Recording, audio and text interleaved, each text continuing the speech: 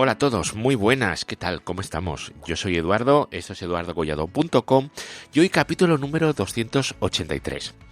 Hoy os voy a traer un capítulo basado en una RFC, que es la 9099, la 9099, que se llama Consideraciones de Seguridad Operacional para Redes IP versión 6, ¿vale? Es una red que nos propone pues una serie de medidas y de formas de trabajar, de procedimientos para mejorar la seguridad en redes IP versión 6. Y me diréis, bueno sí, pero esto ya se habló anteriormente. De hecho había una RFC que era la 4942, pero aquella era en plan genérico y esta es una RFC que lo que hace es proponer procedimientos y técnicas para redes administradas. Incluye lo que se hablaba en aquella, pero va un poco más allá y me parece mucho más interesante. Así que si os queréis quedar conmigo un ratito y ver esta RFC, os prometo que la veremos de arriba a abajo.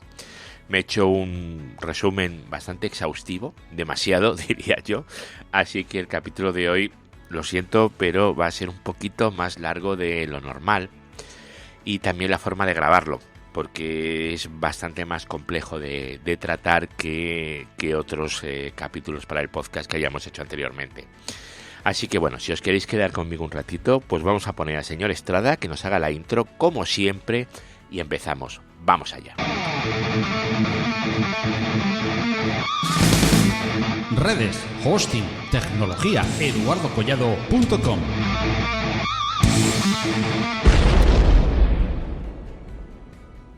Había una RFC, que es la 4942, en la que se describían problemas de seguridad en el protocolo IP versión 6. Pero los administradores de redes, además de necesitar saber qué problemas son los que hay, cuáles se pueden encontrar, necesitan un documento más práctico y orientado a las operaciones para ver las ventajas y desventajas de las distintas elecciones que tenemos cuando estamos implementando IP versión 6. La RFC, la 4942, la primera, la que describía los problemas de seguridad, no sé si la recordáis, pero básicamente trataba 9 puntos. En el primero se hablaba del direccionamiento IP versión 6 y bueno, en la RFC se discutía pues qué tipos de direcciones IP versión 6 había y cómo podían ser llevados cada uno de los tipos para ataques, escaneos de red o cómo podían ser generadas o predichas las direcciones IP versión 6. En el segundo punto se hablaba de la autoconfiguración, de la capacidad de los dispositivos para autoconfigurarse en una red IP versión 6 y cómo eso podía ser explotado si no se gestionaba adecuadamente. Luego se hablaba también del NDP, el Neighbor Discovery Protocol, el protocolo de descubrimiento de vecino, que es un protocolo que en IP versión 6 es fundamental. Y se veía el tema de las vulnerabilidades en ataques, como por ejemplo el tema del spoofing en el NDP, ¿vale? Luego también se hablaba de las cabeceras de extensión, porque en IP versión 6 ya sabéis que hay cabeceras de extensión, y en la RFC 4942 lo que se analizaba era cómo podían ser utilizadas para ataques o evasiones.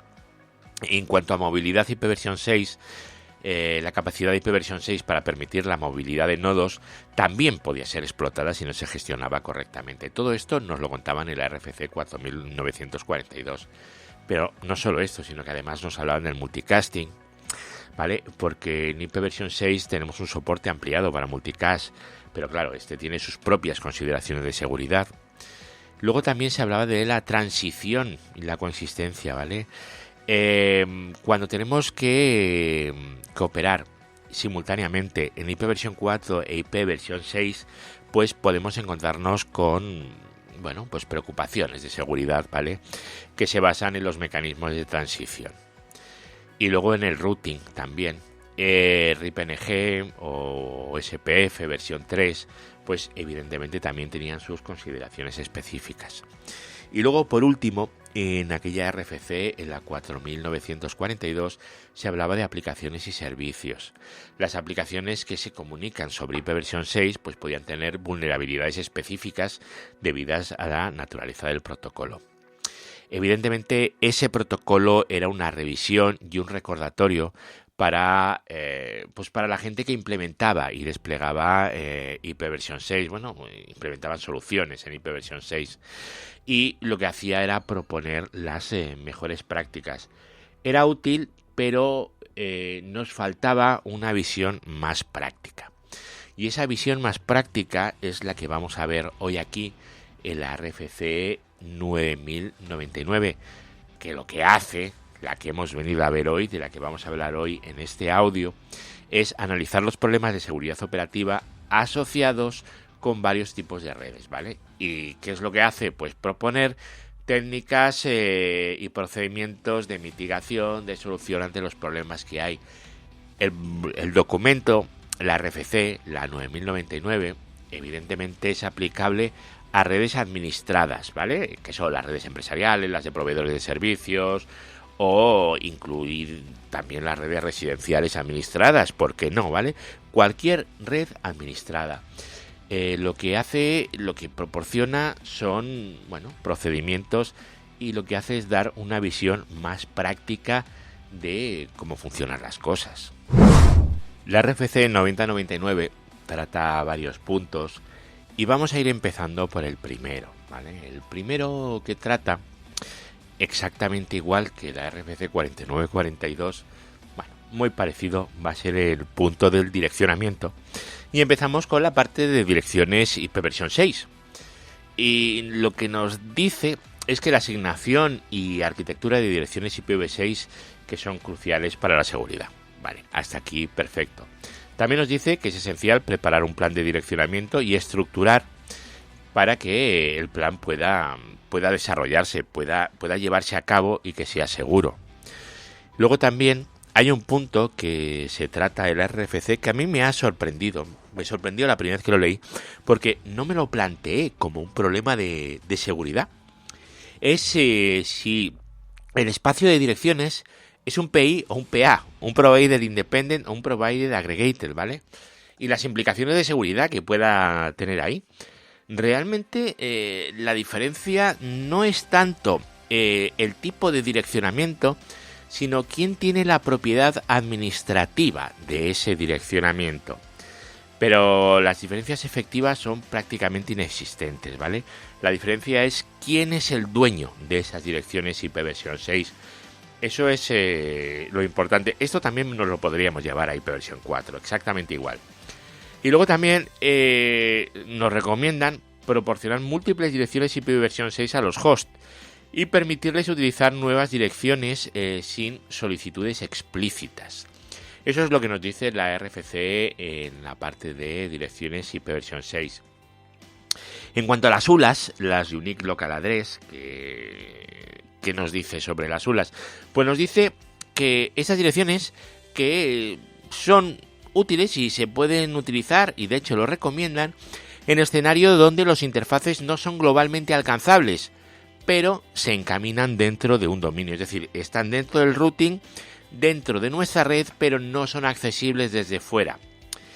Luego, claro, esto hay distintos casos en los que se pueden utilizar o no se pueden utilizar. Por ejemplo, en el caso de que lo utilicemos dentro de nuestra red, en la parte de routing, y que esta parte no sea accesible desde fuera, si utilizamos direcciones ULAs, cuando hagan un trace y cuando pase por ahí el trace route, no se van a ver esos saltos, ¿vale? No se va a llegar. Eso tenéis que saberlo, y en el tracer pues no va a salir completo. A mí me parece un problema más estético que otra cosa, pero bueno, oye, es un problema que hay por ahí, y la recomendación nos habla de utilizar ULAs en escenarios donde los interfaces no son globalmente alcanzables, ¿vale? Pero son enrutables dentro del dominio. En los enlaces punto a punto nos dice que el /127 que nos sirve para prevenir ciertos problemas y ataques. Vale, el barra 127 está muy bien, está perfecto. Lo que pasa es que es interesante también tener en cuenta que ese barra 127 puede estar insertado dentro de un barra 64. Es decir, a cada enlace le damos un barra 64 diferente y dentro de ese barra 64 un barra 127 distinto, y ahí es donde meto los interfaces. Pero cada enlace es un barra 64 distinto, pero el direccionamiento son barras 127. No sé si me estoy explicando. Estoy dejando el direccionamiento solamente 2 direcciones para el enlace, pero no utilizo más 127, más rangos punto a punto dentro de un barra 64. Y luego también lo que nos dice es que en algunos entornos que utilicemos enlaces link local que se pueden utilizar, pero que, ojo, que tiene desventajas. Y es lo que tenemos que tener en cuenta, ¿vale? Pues entonces tenemos que ver si utilizamos globales, utilizamos ULAs, pero siempre con ese barra 127 y, si me permitís el consejo, dentro de barra 64 independientes. En cuanto al direccionamiento de loopback, pues lo normal es reservar un barra 64 para el loopback, solamente uno, con uno es suficiente, y luego a cada dirección de loopback asignarle un barra 128. Esto está bien, es muy inteligente, es como lo de los barras 32 de IP versión 4, exactamente lo mismo, pero tenemos que tener en cuenta que ese rango va a estar regado por la red. Entonces pues tendremos que ver cómo vamos a gestionar esto, si los tenemos que meter en black hole, si no, qué queremos hacer con ello, ¿vale? Tenemos que pensar sobre ellos también. Luego, en el tema de las direcciones estables, las que se van a quedar, tenemos que pensar en el equilibrio entre la facilidad de operación y el riesgo de escaneo trivial. Es decir, servidores de correo que la IP acaba en 25, servidores de DNS que la IP acaba en 53, cosas así, ¿vale?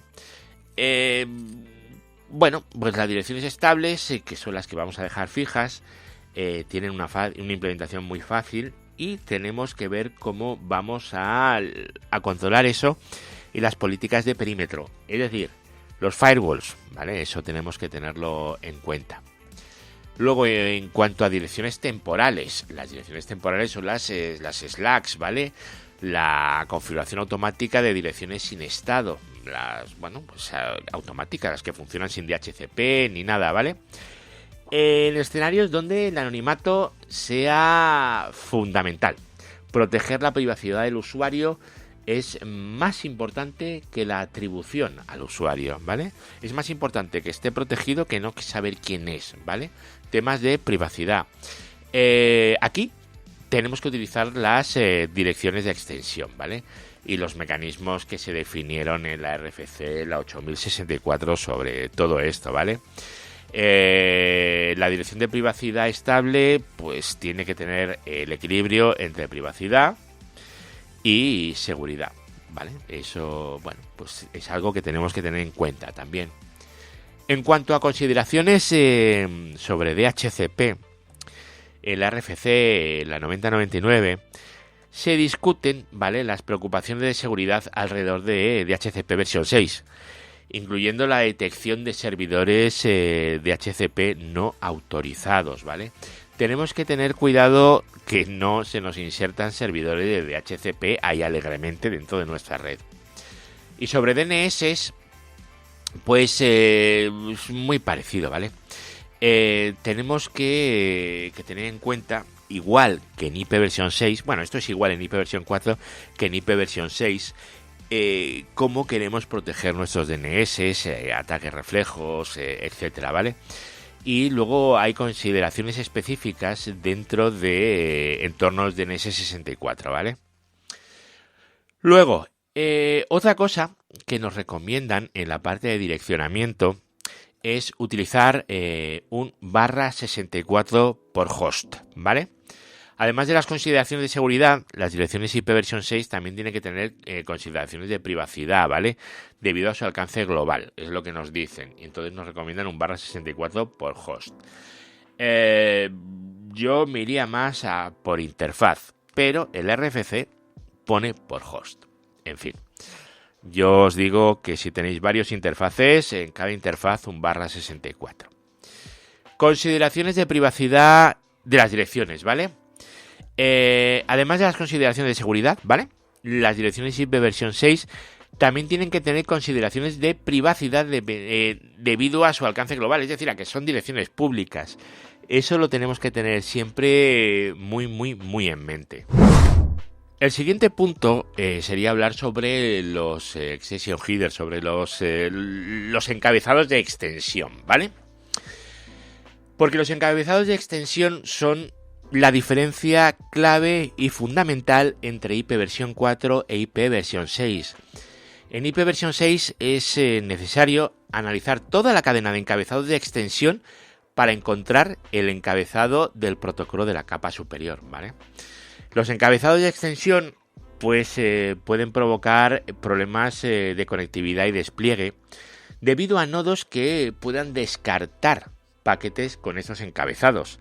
Es importantísimo que todos los elementos de la cadena, todos los equipos que están involucrados respeten todas las cabeceras de extensión. Y es crucial entender el papel de varios encabezados de extensión, cómo se van apilando, ¿vale?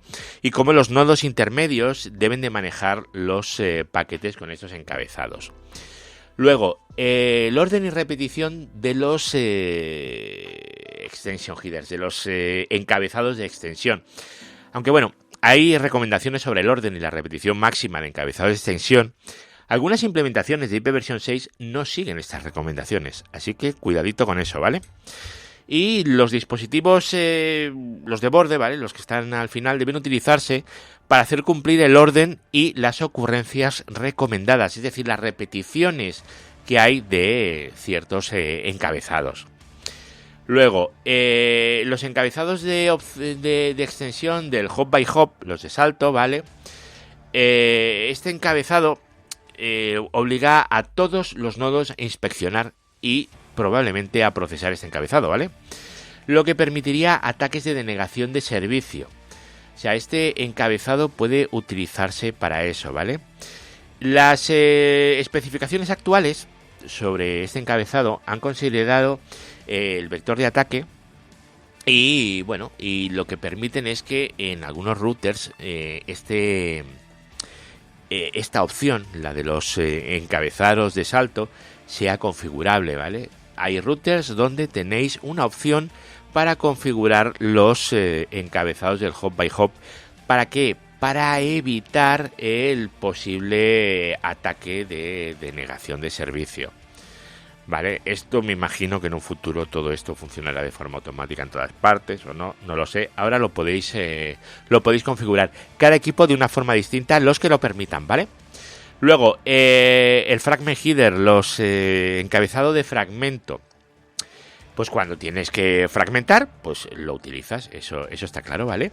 Y es esencial, ¿vale?, que los dispositivos de seguridad descarten fragmentos que no contengan toda la cadena de encabezados IP versión 6.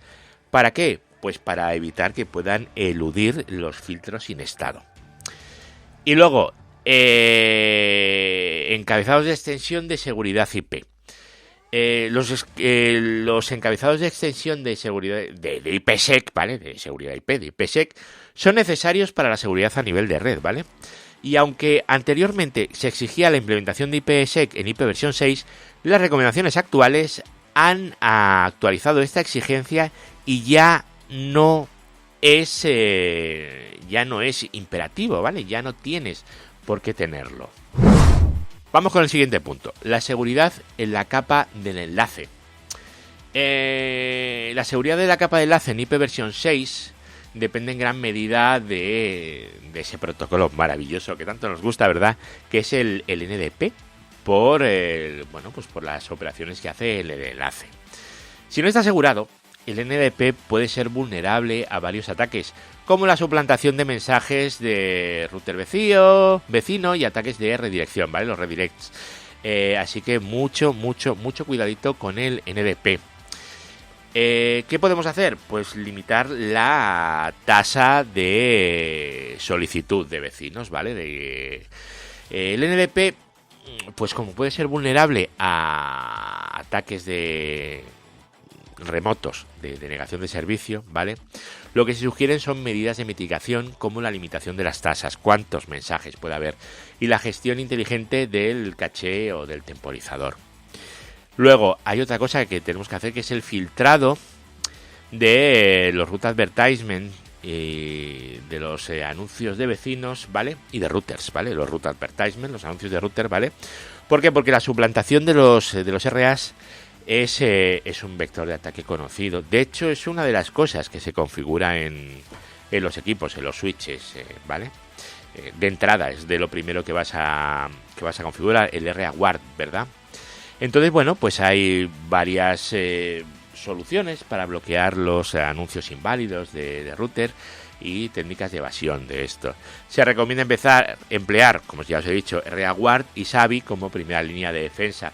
Esto, de hecho, lo suyo es que lo tengáis pues por defecto, que lo pongáis siempre y que siempre pongáis el RA Guard.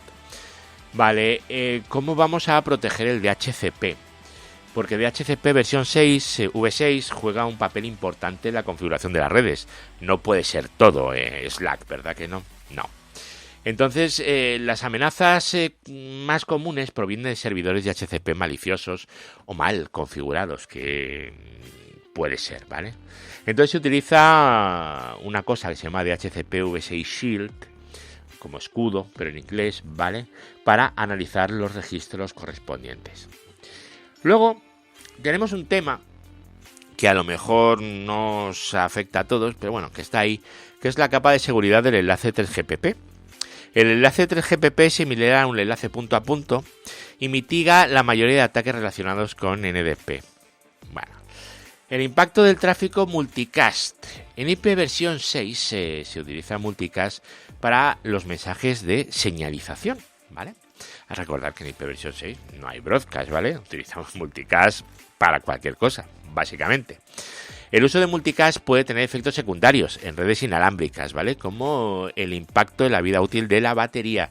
Recordad que estamos hablando de los móviles, ¿vale? Hemos hablado del GPP, aquí estamos hablando de móviles. Y luego también se discuten métodos para limitar los RAs y otros mensajes de Neighbor Discovery en redes inalámbricas, para intentar evitar lo máximo posible todo aquel tráfico que no vaya a ser efectivo para el usuario. ¿Por qué? Pues porque va a atacar de mala manera a la batería, a la duración de la batería. Y ese es un problema que tiene y que se trata ya desde el principio.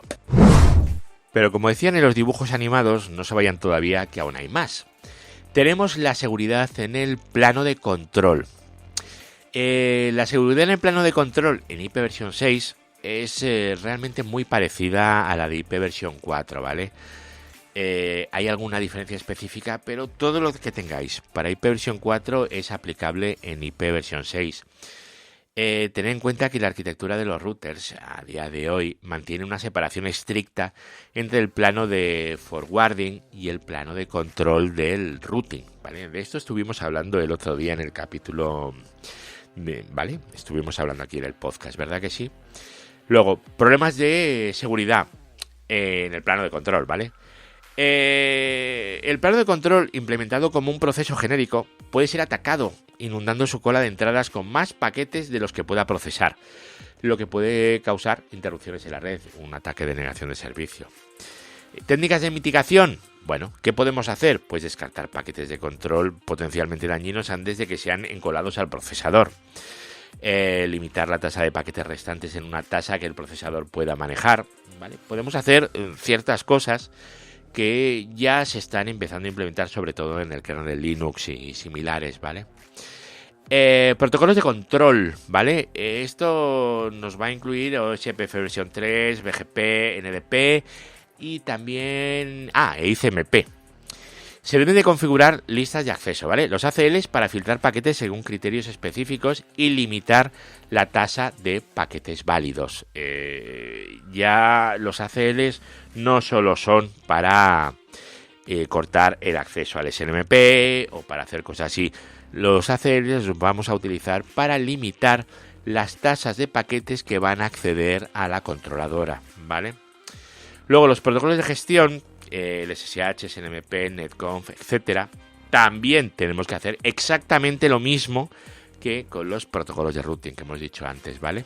Limitar la tasa de paquetes válidos que acceden al procesador. Y si no se puede, pues se descarta y fuera, ¿vale? Luego, excepciones de paquetes. ¿Esto a qué se refiere?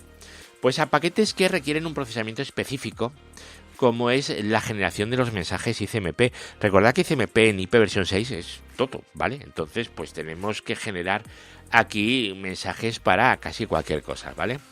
Entonces, en este caso, las ACLs de entrada no pueden mitigar un ataque al plano de control utilizando estas excepciones, ¿vale? La única protección, lo único que podemos hacer es limitar las tasas de esas excepciones en paquetes enviados al procesador. Es lo único que podemos hacer, así como cosa extra para protegernos sobre eso. ¿Qué más? ¿Consideraciones adicionales? Pues es importante limitar la generación de paquetes ICMP para preservar los recursos del procesador y prevenir ataques de amplificación. El ICMP tenemos que tratarlo con mucho cuidado en IP versión 6. Y algunas plataformas implementan esta limitación de tasa por hardware, ¿vale? Cualquier router ya o switch de un tamaño decente lo va a hacer esto por hardware, ¿vale?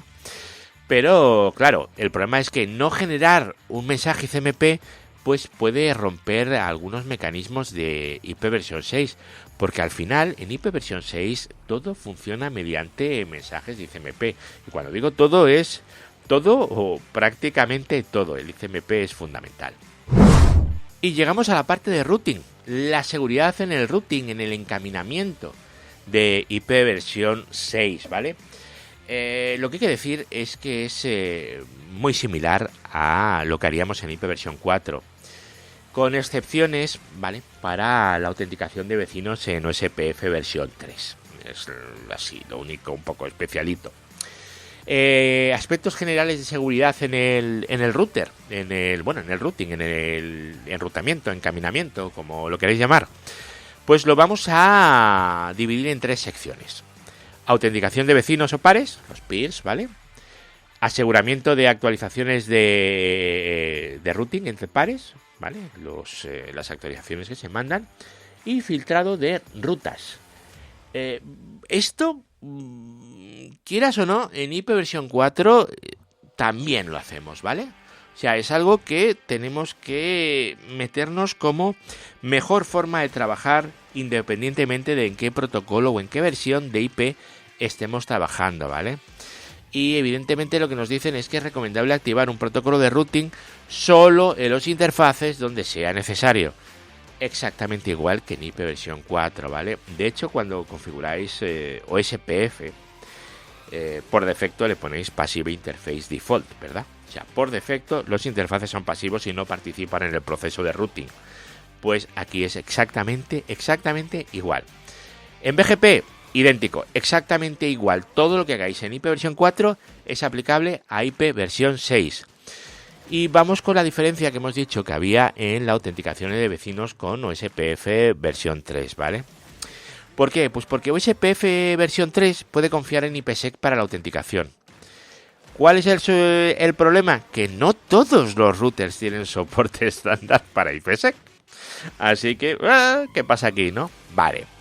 Veréis, hay una RFC, la 7166, que lo que hace es cambiar la dependencia de OSPF versión 3 en IPsec, añadiendo una autenticación al final de los paquetes de IP de OSPF versión 3, un remolque, vamos a llamarlo, ¿vale? Y es esencial que las implementaciones soporten mecanismos de requeuing, ¿vale? O sea, de volver a generar llaves sin causar interrupciones, sin que corten, ¿vale? Porque si cortan, si te cae la vecindad del OSPF, pues tenemos un problema. ¿Cómo podemos hacer más seguras las actualizaciones de routing? Aunque IP versión 6 inicialmente, ya hemos dicho que ya no, ¿vale?, requería IP versión 6 en todos los modos, ahora es una recomendación y no una obligación, ¿vale? Ya no tenemos la obligación de que se soporte IPsec en todas partes. Así que, ¿por qué? Pues porque no podemos desplegar siempre IP versión 6 por las limitaciones de hardware y software, sobre todo hardware que tiene, ¿vale? Y lo que se recomienda es utilizar criptografía para proteger las actualizaciones de routing, ¿vale? Pues lo que podemos hacer, ya que no podemos meter IPsec, pues haz lo que puedas. Es lo que nos dice la RFC, ¿vale? No lo digo yo, no me lo invento yo. Luego, en el tema del filtrado de las rutas, bueno, a ver, pues evidentemente si estamos en un frontera o estamos en un router interno, pues se diferencian, ¿vale? Y se deben de filtrar las direcciones de IPv6 de uso interno para que no sean rutables globalmente, ¿vale? Bueno, tenemos que procurar que se llegue solo a lo que se tiene que llegar. Y eso es algo que tenemos que tener en cuenta, ¿vale? Debemos descartar los bogons, exactamente igual que en IPv 4. Y tenemos que configurar los filtros en entrada que validen el origen de la ruta. La propiedad del prefijo. ¿Os suena esto, verdad? RPKI y tal, ¿verdad? Pues todo eso es algo que nos recomiendan que hagamos. Todo esto que nos están aquí recomendando lo tenéis en el maravilloso Manners. Así que si tenéis una red recién montada o tenéis una red montada y queréis aseguraros que esto lo tengáis bien, pues oye tú, el Manners es una opción estupenda para que podáis verlo.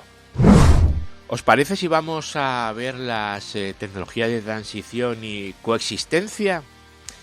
Bueno, pues veréis, Dual Stack, que es la opción, pues yo diría que la más popular en operadores de red. Nosotros en Tecnocrática lo tenemos todo en Dual Stack, ¿vale?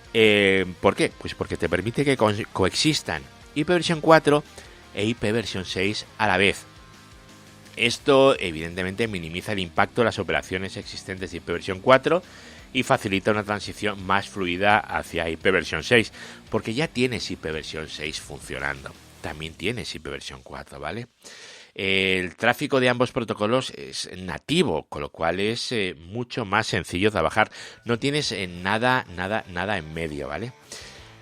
Lo que pasa es que requiere la gestión de las dos pilas de red en paralelo. ¿Y esto qué pasa? Pues que aumenta la complejidad. Necesitas tener OSPF y OSPF versión 3, por ejemplo, ¿vale? Necesitas tener control del NDP y controlar pues las cosas que haya de controlar IPv 4, ¿vale? Bueno, duplica también la exposición de nuestros equipos y tenemos que tener pues la seguridad muy interiorizada, porque vamos a tener todos los problemas de seguridad que podamos tener en IPv 4 más todos los que podamos tener en IPv 6. Entonces tenemos que tener cuidado con absolutamente todo, ¿vale? En términos de seguridad, lo que podemos decir es que es vital proteger ambos protocolos. Y las políticas de seguridad para IPv 6 tienen que ser coherentes con las de IPv 4, ¿vale? Porque si tenemos unas políticas de seguridad en IPv 6 y otras en IPv 4, pues siempre podemos aprovechar brechas de seguridad. Por ejemplo, por aquí no podemos pasar con IPv 4, pero sí con IPv 6, y por otro lado al revés. Tenemos que tener mucho cuidado de que haya una consistencia entre las políticas de seguridad de ambas versiones del protocolo IP. Luego, tenemos que tener herramientas como por ejemplo ACLs, listas de acceso, firewalls con inspección de paquetes y firewalls de aplicaciones, ¿vale? Todo esto es fundamental para proteger las redes y las aplicaciones, los aplicativos que tenemos ahí detrás. Todo esto estamos hablando de cuando tenemos Dual Stack, ¿vale? También tenemos que mantener la congruencia de las políticas de seguridad de ambos protocolos, que os he dicho antes, ¿vale? Las reglas de firewall de IPv 6 y las de IPv 4 tienen que ser equivalentes, ¿vale? Evidentemente no controlamos lo mismo, porque por ejemplo el protocolo ICMP no funciona igual en IPv 4 que en IPv 6, pero si tenemos expuesto un servicio de NTP y lo tenemos expuesto en IPv 4 y en IPv 6, pues si lo filtramos en un protocolo lo tendremos que filtrar en el otro, tenemos que tenerlo todo que sea consistente. Luego tenemos que tener en cuenta también que en IPv 6, que es una cosa específica de IPv 6, siempre vamos a tener conectividad extremo a extremo, siempre, ¿vale? Así que tenemos que fortalecer los dispositivos contra amenazas, ¿vale? Es decir, los firewalls, el NF tables en los Debians, siempre, ¿vale? Ya no digáis aquello de, no, es que bueno, como tengo un NAT en medio. No, aquí eso no existe. Aquí tenemos que tener los firewalls en los PCs, en todas partes, ¿vale? Y luego, también tener en cuenta que los sistemas operativos tienen habilitado el IPv6 desde hace muchísimos años, ¿vale? Pero puede ser que podamos atacar redes IPv6 only a través de direcciones IPv6, IPv4 only, perdón, a través de direcciones IPv6, ¿vale? Podemos tener algún mecanismo de transición por algún lado. Eso lo tenéis que tener todo muy controlado, ¿vale? Luego, por ejemplo, hay una RFC que es la 7123, que lo que hace es explorar las implicaciones de seguridad del soporte nativo de IPv6 y las tecnologías de transición o coexistencia que hay en IPv4, en IPv4 only, ¿vale? Ofreciendo posibles mitigaciones pues para los problemas que se encuentran, ¿vale? En cuanto a mecanismos de encapsulación, tenemos que tener en cuenta que existen numerosos túneles con casos de uso específicos, ¿vale? Y si no están protegidos con IPsec u otro método de cifrado, no tiene por qué ser IPsec siempre, ¿vale? Pueden presentar problemas de seguridad. Veréis. Inyección de túnel. Aquí un actor malintencionado puede crear un paquete que parezca legítimo. Aquí tenemos que tener cuidado con eso. Intercepción de tráfico sin cifrado, ¿vale? Cualquiera puede interceptar el tráfico que no va cifrado. Eso lo podemos hacer, probar meteros en una red de broadcast, por ejemplo, con un Wireshark. Ahí lo tenéis. Robo de servicio. Un usuario no autorizado puede usar un túnel de forma gratuita, ¿vale? Y te están robando el servicio al final. Ataque reflejo. Aquí, ¿qué es lo que se hace? Aquí lo que se hace es inyectar paquetes con direcciones que no coinciden, ¿vale? Y luego evitar las políticas de seguridad. El tráfico malintencionado puede pasar desapercibido por un firewall o un sistema de prevención si conseguimos evitar las políticas de seguridad. Para mitigar todos estos problemas, se recomienda bloquear los túneles automáticos, o al menos ciertos tipos de túneles automáticos, y aplicar filtros, ¿vale? Vamos a ver, túneles estáticos site to site, sitio a sitio, ¿vale? Estos son los más seguros, ¿vale? Porque tienen una configuración estática, pero pueden ser susceptibles de ser interceptados, ¿vale? Aquí sí que en los túneles site to site se recomienda IPsec para protegerlos, para que queden protegidos y seguros. ISA-TAP, ¿vale? ISA-TAP se utiliza principalmente dentro de un dominio administrado único. A pesar de que ya no se utiliza, o se utiliza muy poquito, sus problemas de seguridad siguen siendo relevantes, ¿vale? Es necesario tomar relaciones contra ataques de bucle. Pero bueno, esto, si tenéis una red nueva, esto no lo vais a tener. 6RD. Aunque comparten encapsulación con los túneles 624, están diseñados para ser utilizados en un entorno más restringido. Aún así, la confidencialidad podría llegar a ser un problema, ¿vale? Luego tenemos el 6P, el 6PE, 6VPE y LDP versión 6. A ver, estos van a permitir el acceso IP versión 6 a través de MPLS, ¿vale? Es el problema que van a tener. Pero sus propiedades de seguridad son similares a las redes BGP, MPLS o IPVPN, con lo cual, bueno, yo creo que están bastante bien. Pero bueno, que sepáis que están ahí. El DSLite, este es un mecanismo de traducción, ya lo sabéis, y bueno, y lo vamos a ver dentro de un ratito, si nos importa, cuando hablemos de mecanismos de traducción, para no repetirme. Mapeo de dirección y puerto.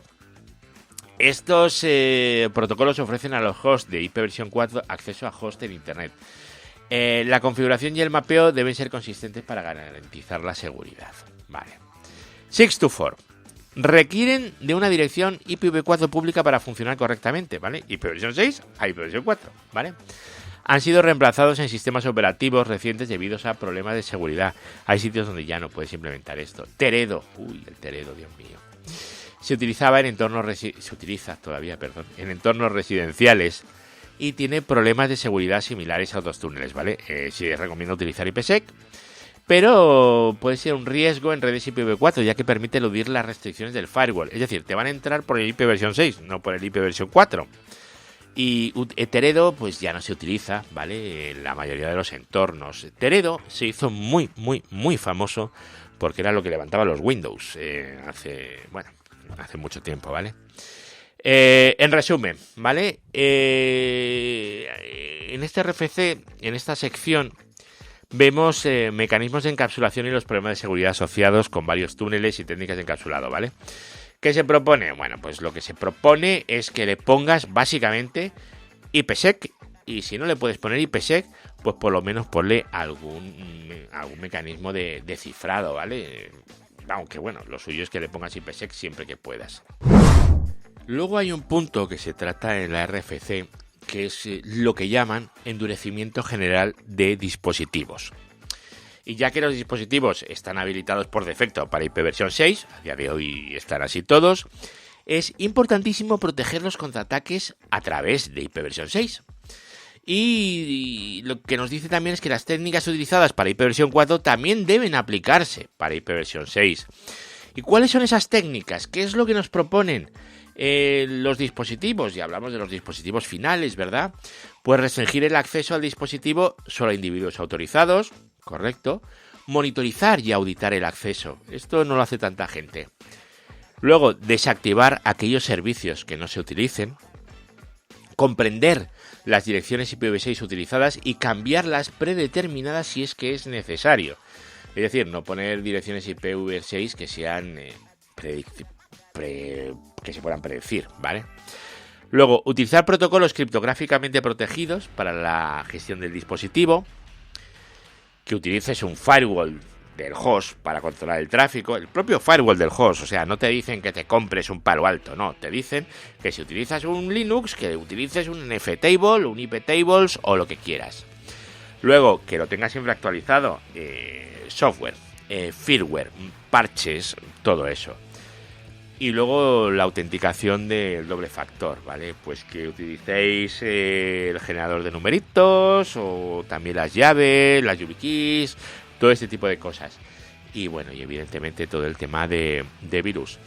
Para empresas, bueno, pues para empresas lo que nos dicen es que generalmente ya tienen políticas de seguridad de red sólidas para redes IPv4 4. Esto dice la RFC, ¿vale? Otra cosa es que esto sea verdad, pero bueno, es lo que nos dice, ¿vale? Y lo que recomienda es que las redes empresariales tengan políticas comparables para IPv4 y IPv6. Fijaros que esto es exactamente lo mismo que estamos diciendo todo el rato. Que es el tema de que en IPv4 y en IPv6 las políticas de seguridad tienen que ser comparables, tienen que ser las mismas, tienen que ser equivalentes, ¿vale? Entonces, lo que nos dicen es que las consideraciones de seguridad, que las podemos categorizar, en dos grupos, internas y externas. ¿Qué serían las externas? Pues las externas se refieren a la seguridad en el límite, en el borde de la red empresarial. Es decir, firewalls, routers con ACLs, ¿vale? Y luego medidas adicionales como filtrar direccionamiento IPv6 de uso interno, descartar paquetes de espacios reservados, aceptar ciertos mensajes de ICMPv6, evidentemente, y filtrar encabezados de extensión no necesarios e implementar limitadores de la tasa, es decir, el rate limit que le podemos meter, lo que ya hemos estado contando antes, ¿verdad? Seguridad interna, ¿qué es lo que nos dice? Pues esto es la seguridad dentro de la red. Aquí las principales preocupaciones se van a relacionar con el NDP, con el descubrimiento de vecinos. Así que tenemos que proteger los hosts directamente mediante las políticas de seguridad. Además, muchos hosts aún usan IPv4 para transportar registros, ¿vale? Así que tenemos que tener cuidado con eso. Luego, consideraciones de seguridad para proveedores de servicios. Las amenazas y las técnicas de mitigación son similares entre IPv4 y IPv6. Y bueno, ¿qué técnicas podemos utilizar? Autenticar la sesión TCP, la seguridad del TTL, el filtrado de sistemas autónomos, sistemas de prefijos, ¿vale? Filtros. Luego, para usuarios residenciales, pues en el grupo de trabajo de redes domésticas de la IETF se está desarrollando un estándar para redes residenciales IPv6. A lo mejor ya está y yo no me he enterado, que es muy probable. Y ahí lo que se dice es que es fundamental que todos los productos de seguridad de host estén configurados con una política de seguridad de doble pila, IPv4, IPv6. Bueno, luego evidentemente nos ofrece, si vais a la bibliografía del RFC 9099, no sé cuántos folios de bibliografía tenéis, ¿vale? Así que lectura adicional tenéis un montón que bueno, que está ahí. Si tenéis tiempo, ganas, energía y mucha curiosidad, ahí la tenéis. Y luego las consideraciones de seguridad. Y es que este RFC, la 9099, lo que hace es ofrecer una visión general sobre las consideraciones de seguridad al operar una red IPv6, lo que os he estado contando. Tanto para redes que solo son IPv6 como para estrategias de coexistencia, IPv4, IPv6, Dual Stack, en fin, todo ese tipo de cosas.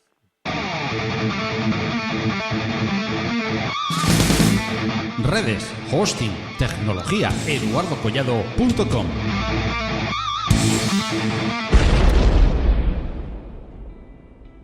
Yo ya he avisado antes que el capítulo de hoy era un poquito más largo, así que he intentado hacerlo lo más corto posible, pero como podéis ver es un documento francamente interesante y espero que con este audio se os haya abierto un poco la curiosidad de ir directamente a la fuente, que os la dejo en las notas del programa, y echarle un ojo.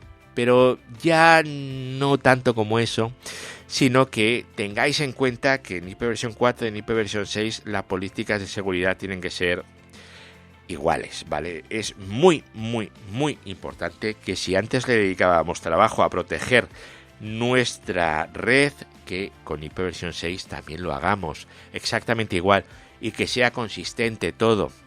¿Esto lleva mucho trabajo? Sí, lleva muchísimo trabajo, pero hay que tenerlo, hay que tenerlo al día todo esto. Pues nada, daros las gracias si es que habéis sido capaces de llegar hasta aquí. Llevamos prácticamente 50 minutos de audio, pero recordaros que los viernes mi compañero Eduardo y tocayo Eduardo y yo hacemos unos directos a las 4 de la tarde en el canal de YouTube de Tecnocrática. Y bueno, vamos a tener una sorpresita, que yo esto como lo grabo siempre unos días antes, pues no sé si ya habrá sido o no en vídeo, así que estar atentos y os iremos contando. Y luego nada, ya sabéis que en eduardocollado.com tenéis ahí a la derecha los enlaces del grupo de Telegram y de los canales, por si los audios, que ahora ya somos muy modernos y ya no usamos feeds, en vez de leerlos por el feed, lo queréis que os llegue directamente por Telegram, pues esa posibilidad también existe. Así que nada, muchísimas gracias por haber aguantado hasta aquí, ya os digo, os merecéis el cielo y nos volvemos a escuchar en el próximo capítulo. Así que hasta luego y un abrazo, chao.